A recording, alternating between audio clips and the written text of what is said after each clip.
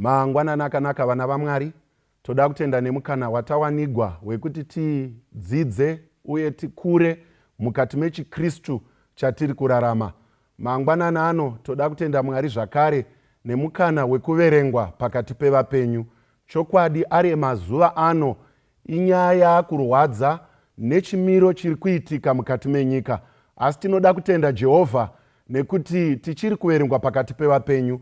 Egerai ndikuzivisei vana vaMwari kuti mukana ukawanikwa uchiripo wekuti umurumbidze Mwari, murumbidze nemoyo wese, munamate nemoyo wese.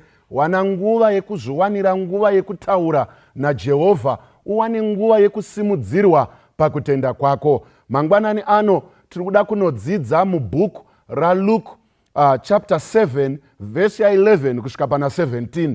Ndo patiri kuda kunodzidza. Musoro wedu wenyaya unogona kutiwo Mwari anoona. God sees. Mwari anoona. Kana paine mubvunzo wanetsa vakawanda ndewekuti Mwari achiri kuona here? Ichokwadi kuti tinogona kusvika pachimiro chakadaro chekuti taomerwa, tapererwa neupenyu, tinogona kufunga kuti Mwari haachavoni. Munyika ine zvivi zvakadai, munyika iri kuraramwa ichirwadza zvakadai, tine mibvunzo mizhinji inouya mukati mekurarama. Kuti tiri kurarama muchimiro chakadai, Mwari vari kuona here? Pane zvinhu zvatiri kutarisira kuti Mwari anofanira kuita mukati mekurarama kwedu. There are many things we desire, we are longing for, kuti Mwari atiitire mukati mekurarama. But mubvunzo muhombe unouya ndewekuti Mwari vari kuona here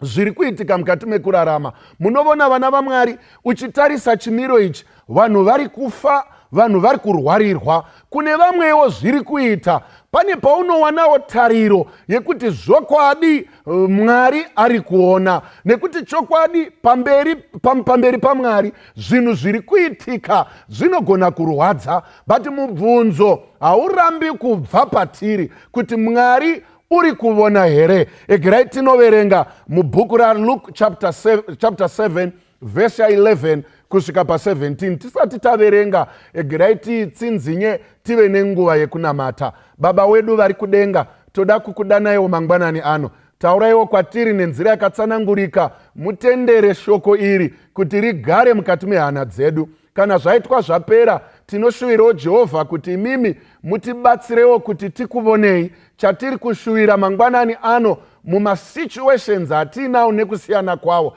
Titenderewo Jehovha kuti tikuvonei. Titenderewo Jehovha kuti kana imimi takuvonai, imimi Mwari mutenderewo kuvona kuti zvedi vana venyu vane zvavari kukumbira kuti muvaitire. Maita henyu nekuti munonzwa uye muchiri kupindura minamato. Tanamata muzita renyu rinogara nekusingaperi. Amen. Tikanoverenga pana Luke chapter 7 verse 11 inotiyo, and it came to pass the day after that he went into a city called Nain, and many of his disciples went with him, and much people. Now when he came nigh to the gate of the city, behold, there was a dead man carried out, the only son of his mother, and she was a widow, and much people of the city was with her. And when the Lord saw her, he had compassion on her, and said unto her, weep not. And he came and touched the bier, and they that bare him stood still. And he said, young man, I say unto thee, arise. And he that was dead sat up and began to speak. And he delivered him to his mother. And there came a fear on all, and they glorified God, saying that a great prophet is risen among us, that God hath visited his people. And this rumor of him went forth throughout all Judea and throughout all the region round about. May God bless the reading of his word. Toda kutenda Mwari. Paita nyaya yemudzimai akanga aine mwana wake ari oga. Zviri kunzi nyaya iyi yakaitika mukaguta kainzi Nain. Kaguta aka kari kunze kwemamwe maguta makuru. Now pano panoitika nyaya yekutiko muNain makanga mine nzvimbo mbiri dzaivigirwa vanhu. Vanganga vaine upfumi, vakanga vakapfuma, vaivigirwa mukati. They had precious or they had valuable graves which they could buy in advance. Vaitenga vakagara vakatogadzirira kuti tikafa tinenge tichinovigwa muguva iri. But this scenario, the scenario which would take place is, kana usina mari waenda unovigwa kunze kweguta. Kunze kweguta ndo kwaienda vanhu vaita sekunge vaitambura. Saka panapa tiri kusangana nescenario yamai vashayikirwa. Ndo dzimwe nhambo dzatiri kusangana nadzo. Tiri kusangana nendufu vanhu vari kushayikirwa. Tiri kubvunza mubvunzo kuti zvichasvika rini. Now tiri kuona mai vane mwana wavari wega. It was a tradition in those days that kana mwana ari one or mine mwana mukomana, the son would inherit everything that has been left by the father, especially the firstborns. Vaizogona avo kudzikisa zvimwe kune vari kuzasi. Asi mai ava dambudziko ravasangana naro ndeiri. Vafirwa nemwana one akanga asara anga akabata upfumi. Zvazvaireva ndezvekuti kana mai ava vachizovafigwa kudai, zvaireva kuti mwana angafa uyu haasisina right yeupfumi, which means maiwo havasina right yeupfumi. Saka mai pavari kuchema kuti ndashayikigwa nemwana ari oga. Number 2, kana iri nhaurwa yeupfumi seyanga iri custom iri tsika, handisisina chandinacho. Saka mai vari kushungurudzwa nezvinhu zviviri mukati meupenyu hwavo. Now tiri kuona Jesu coming at the right time. Egrendi vana vaMwari. Mwari kana kuti Kristu anouya at the right time. Many have argued and have got questions. Kuti sei Mwari achita unga ari kunonoka. Don't worry my dear sister. Don't worry my dear brother. Baba mai musatla. God comes at the right time. Mwari anosvika panguva chaiyo. Vamwe hamusvikigwi mafirwa, vamwe muchasvikirwa muchirwarirwa. Jesu anouya munguva dzakasiyana siyana. I'm so happy to announce this morning that God is coming in your way at the right time. Mwari achasvika. Ane zvakafa zvinofanira kumutswa. There are dead things Mwari zvaari kuda kumutsa. vamwe tanyura tafa muzvivi, vamwe tiri kufa muzvimiro zvakasiyana zveupenyu, spiritually dead, vamwe takafa. Mwari dai atiitira nyasha tagona kusangana naKristu timutswe zvafa mukati meupenyu hwedu. Vamwe vane upenyu hwaakurwadza, vakafa pamunamato, mhuri hadzichanamati, vanhu havachatendi kuti kuna Mwari, vanhu vakafa pakudzorera zvegumi nezvipo, vanhu vakafa pakuchengeta vabereki. Many things are happening. Tafa mune zvinhu zvakawanda. Mwari dai atiitirawo nyasha tisangane naye. Tikasangana naye, Mwari unovona, Mwari anofanira kumutsa zvinhu zvinenge zvafa. Saka tiri kuona mai vari kuchema, vanhu vakanga vatoenda kurufu, vanhu vari kugadzirira, vanhu vakubuda kuenda navo. Imwe chiratidzo or a sign that can tell us kuti rufu uru rwakanga rusina kumira mushe imhando yerufu rwacho. Number 1, chakatakurigwa munhu wacho chakanga chainzi muchishona bwanyanza. Bwanyanza yaingove muti mumwe chete unoiswa kumuti woiswa kune rimwe divi, vongomonerera chijira votokanda munhu pamusoro. Saka vakomana vanga vakatakura, mai vari kuchema. Now pane mascenario andoda kuti mubate maviri. Jesu ari kuuyawo nemhomo, vari kupinda muguta reNaini. Vanhu vari kutevera Jesu, vari kufara, vari kutarisira Jesu kuti aite zvikuru. Rangarirai kuti paboka raifamba naJesu pane vanhu vakanga vasina basa naJesu, vanhu vakanga vaine basa nezvinoitwa naJesu. Chenjera kuti unyatsobuditsa kwauri chaiko. Uri kuhere kuzozadzikisa mabhenji kana kuti kuzosapota zvinhu zvechechi usingadi kusapota zvaKristu wacho. Vamwe vanogona kusaita an attachment with Christ and have an attachment with many things at church. At the end of the day havana basa as long vari kuda kuona pachechi varipo. Mwana waMwari, enda unoita ukama naJesu. Mai ava vari kubuda, Jesu ari kupinda nemhomo. We have two different crowds that I'm seeing here. Tine crowd ina Jesu iri kupinda mukati meguta reNaini. Tine crowd isina Jesu iri kuenda nevanhu vari kuchema. Masituations akatosiyana. Vamwe vari kuchema, vamwe vari kufamba naJesu. Saka rangarirai chinhu ichi, zvinhu hazvimbofa zvakafanana, zvinhu hazvimbofa zvakaita zvimwe chete. Situations may differ. Vamwe vari kutobuda vachichema, vamwe vari kutopinda vachifara. That's how the church can be stable. Vamwe vari kuitirwa nyasha, vamwe vari kuwana zvituko. Some are being blessed, some are being cursed. Some are greatly having many things in life. Some are struggling to make ends meet. Saka muchatarisa kuti mukati mekurarama zvinhu zvedu zvinosiyana vana vaMwari. Hazvimbofa zvakafanana. Things they differ. Vamwe vari kufamba naJesu vari kutsvaga mamiracle. Vamwe ndopa vari kutotsvaka kuti Mwari todini mudzimai ari kuchema uyu kuti ndafigwa nemwana. Vamwe vari kuchema parufu, vari kungomirira kungodya, then they go. Vamwe vari parufu vakatomirira kugoverwa kwenhumbi. Vana vaMwari, zvinovonekwa zvakasiyana pazvimiro zvatinosangana nazvo. Asi Mwari ngavongwe nekuti ari muchimiro chacho ndiye ari kuzvinzwisisa zviri nani. She understands much better the pain that she has. Saka tiri kuona mai vasangana naJesu. I love the way the Bible expresses this passage. Anzi vasangana naJesu, Mwari kana kuti Kristu akavaona. Ndopada apa vana vaMwari. Apa pabatei vana vaMwari. Kristu kana kuti Mwari akamuona. I wonder. Famba ineni vana vaMwari, I wonder. Pane multitude yakawanda. Kune vari kubuda vari kuperekedza munhu ari kuchema. Kune vari kuenda naye kunoviga. Jesu ari kubudawo nemhomo. But Jesu achisangana nevanhu vari muchiitiko ichi, he doesn't miss the mark.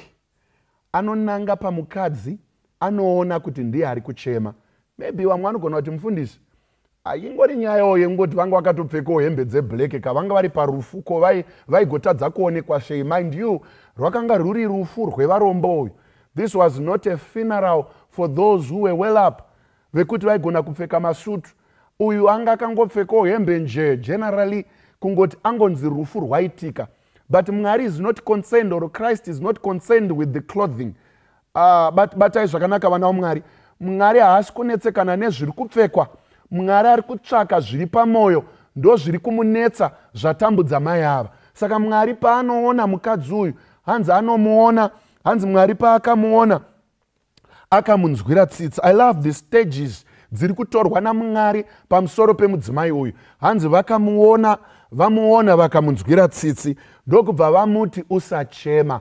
Munoona pane vamwe vanhu vekuti vakakuti usachema unotowedzera. Vekuti unotoshaya kuti saka ataurirei. Ndinoona zvinoitika pamascenario eheka kurwadziwa, but Mwari ari kutaura with a command yakasiyana necommand ingataurwe nemunhu. Pano paakutaura munhu anomutsa vanhu kuvakafa. Ari kutaura kuti inini usachema, and he means it when he say weep not, usachema. Jesu akamunzwira tsitsi. Mamuchiziva here vana vaMwari kuti muupenyu hwatiri kurarama Mwari ari kuona. When God sees, he does not end there. Mwari anoenda paanother stage yekunzwira munhu tsitsi. Mwari anosvika anorwadziwa nechimiro chaamai ava. Ndandoda kukudzai vana vaMwari kuti Mwari ari kuona pamasituations edu ese. Mwari ari kutoziva kuti situation iyi ndofanira kuinzwira tsitsi. Mwari haana mistake yaanoita. He is a God who does not confuse himself. Mwari haazvivhiringidzi. Mwari haakanganisi. He does not err. Mwari haambofa akavhiringidzika nekuda kwako iwewe masivanda. Mwari haambofa akavhiringidzika nekuda kwanyu imi misamaita. Mwari paari kuona, he gets direct to the point. Mai ava ndo vashaikirwa. This is good news vana vaMwari. Mwari asingaite fembera seng'anga. Mwari asingaite fembera sevaprofita. Mwari asingaite sevamwe vanhu. Mwari anovona, anonzvera moyo. He knows exactly what is troubling you. He knows exactly the problems you are facing. He knows exactly the happiness that you have. He knows exactly the trials you have gone through. Mwari asingavhiringidziki. He goes direct to the point. Anoona mai avanzwira tsitsi. He had compassion on her. Apedza anovati weep not. We need a word yekunyaradzwa. Mwari anoona, this is the point where God is turning the funeral. Ari kuichinja to another dimension. Mwari ari kuti ndoda kumbomisa rufu. I want to stop this funeral. Mwari anomira, anobva ati vakomana, dzikisai bwanyanza. Mwari anoti vadzikisa Kristu, anodzikisa bwanyanza, vorisa pasi. Kristu anoraira. He came and he said, my friends, burutsai. Vamwe ndo vari kumhanya kuti vamwe vanhu vasaponeswa. Vamwe vakatakura misengwa yevamwe. Chimbomirai vana vaMwari mugone kuponeswa. Jesu anoti amisa vanhu ava. Hanzi anoraira, haangokumisiri pasina. Young man, I say unto thee, arise. Muka. Mwari Kristu anomira omutsa murandarume. Murandarume amutswa, anomira, anomupa the following instructions. Kana wamira, wamumutsa, anotaura, and they that bear him stood still. Vangu vakamutakura vakabva vamira. A command has come. Hanzi vamira kudaro, uyo wangu akafa autswa kunzi muka wakagara.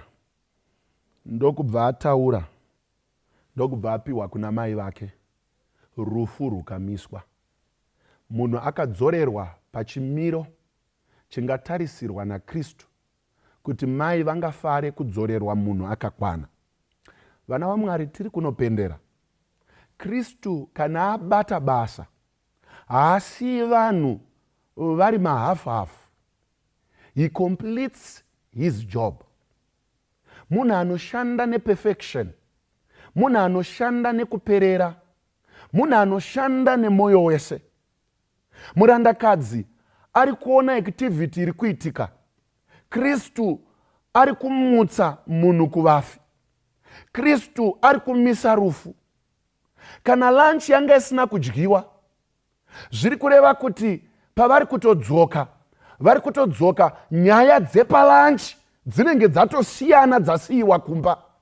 Nyaya dzaakudzokera dzichitaurwa, Mwari ari kunochinja the story. When they are going back, it's another different story. Nyaya dzaakutonotaurwa dzatosiyana. Hakusina kubata maoko, vanhu vanga vari kunotevera hakuna kubata maoko nekuti chavari kufambira chamiswa. God or Christ has stopped the funeral. Kune ndufu dzakawanda Kristu dzaari kufanira kumisa mukati meupenyu hwedu. Vamwe takatofa kare, takangotakurwa kuenda kumakuva. Namatai vana vaMwari kuti usatendegwa, kuti paspirituality yako usaramba wakangofa. Tendera kusangana na Kristu, agone kuchinja, arivese rufu rwakanga rwakakunanga. Mwari kana akuuya vana vaMwari, ari kutsvaka kuti aone chido chiri pamuri. Mwari ari kutsvaka kuti kana akuonai when he sees or when he sees you, he will have compassion on you. Mwari ndokubva amitira nyasha, ndokubva amutswa kuvafi. Zvazviri kureva, vanga vakamirira guva uko, vanga vakamirira maburial order, vanga vakamirira kuti tizofushira, vanga vabhadharwa, zvina zvina kubuda izvozvo. Mwari anogona kuchinja masituations. Chero zvanga zvagadzirwa kumberi zvinogona kushaya basa kana tasangana naMwari. Mwari ngatibatsire. Mwari anofanira kutivona vana vakomana tichibuda takaremegwa. Mwari ngaatendere kuti ativone. Vanoti vari kuona mai vari kudzokera. I'm happy, I believe theologically vari kudzokera, vari kunosvika. Ndiri kuona pachiitika drama pamba, vari kusvika, vari kuona mukomana wanga wakatakugwa, wanga uchinovigwa, uri kudzoka, uri kufamba. Chero vanga vanonoka kuzobata mavoko, vari kutotambudzika kuti zvino achabatika sei. Ita kuti kana Mwari achinja masituations, vanga vachida kukugadzirira, vachikusetera mapesi, vanoshaya kuti vochikugamuchira sei. When God has changed, when God has avenged the situations, Mwari adzichinja. Vana vaMwari, I'm happy to announce kuti kune zvinofanira kumiswa naMwari. Tine rufu rwakanangana neamo, tine amo dzakafa dzikasasangana naMwari, tinongoviga vakatofa kare. Kune vamwe vachavigwa kwaviri, vakatofa vari vapenyu, vozovigwa futi vafa. Mwari ngaatibatsire tivigwe tine tariro yekusangana naKristu. Tiri kutsvaka Mwari kuti amutse zvakafa kuamo, vanhu vasiri kuchengeta madzimai, vanhu vasiri kuchengeta vana, vanhu vasina hanya nevana vavo, vanhu vasina hanya nevabereki.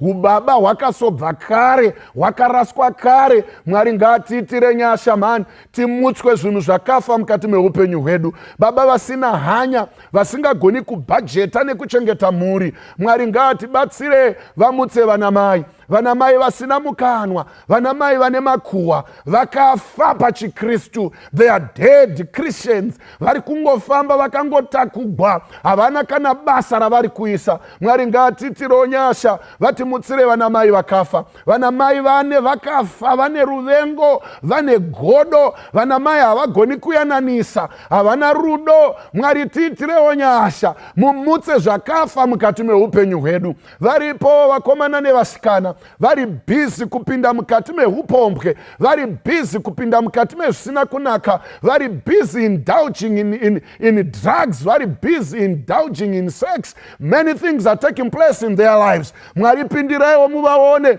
vasati vasangana nerufu, vakatogwa kani Mwari vakatakurwa, vakafa, vatenderewo kuti vamutswe. Mangwanani ano, I have hope, I have good news for you church. I have good news for you mukati menyika yose, kuti Mwari regerai amutse zvakafa. Mwari anovona. Mwari kana avona, he does not remain silent. When God sees, he does not remain silent. I'll repeat again. When God sees, he does not remain silent. Mwari anoita an action there and there kuti zvinhu zvigone kudzokera panzvimbo. kuda varipo mangwanani ano vanoti Mwari, situation yangu yakanga yoda kufa, ini ndiri pachimiro chisina kunaka, Mwari mukasapindira ini ndichapererwa netariro, ndokumbira ndisangane nemi, ndo masituations endufu andakatakura, ashandurei Mwari agone kureva chinhu mukati meupenyu hwangu. Kuda uri pauri ipapo uri kushuvira kuti Mwari chimbondivonaiwo, but Mwari ari kutsvaka vanhu vari in serious situations, ari kutsvaka vanhu vari kuda chido chekuti vaonane naMwari. Kana chiri chido chako, Mwari ngatiitire nyasha, Mwari akukomborere, Mwari akusimudzire munguva dzakadai, Mwari akupe tariro paunofunga kuti hapana tariro. Ngatidzorei uso hwedu tive nenguva yekunamata. Baba wedu vari kudenga, toda kukutendai mangwanani ano, mataura kwatiri nenzira yakatsanangurika, zviriko zvimiro zvaakuda kufa zvikasasangana nemi Jehovha, mukasazvivona zvakatonanga kumakuva, zvakatarira nekurindira kunovigwa zvekusazoonana nemi kechipiri. Simudzaiwo masituations edu, kune vakatitakurira misengwa iyi, kune vari kurwadziwa, vari kuchema, misaiwo Jehovha vanomhanya nezvichemo zvedu, vasina hanya yekuti zvigone kurapiwa, vasina hanya yekuti zvigone kuponeswa. Kana imi Mwari masimudzirwa, bataiwo masituations edu, tauraiwo kwatiri, kana mataura kwatiri toda kumutswa. Musamborega Jehovha, mutsaiwo zvimiro zvedu, mutsaiwo zvimiro zvedu nekurashika kwazvo zvigone kureva chinhu. Muri kutsvaka maKristu anoverengwa pakati pevanhu, muri kutsvaka maKristu anoshandura zvimiro zvevanhu, muri kutsvaka maKristu anomutswa kuvafi, vane zenze, vane chido chekufambisa ivhangeri. Bvisaiwo zvakafa matiri,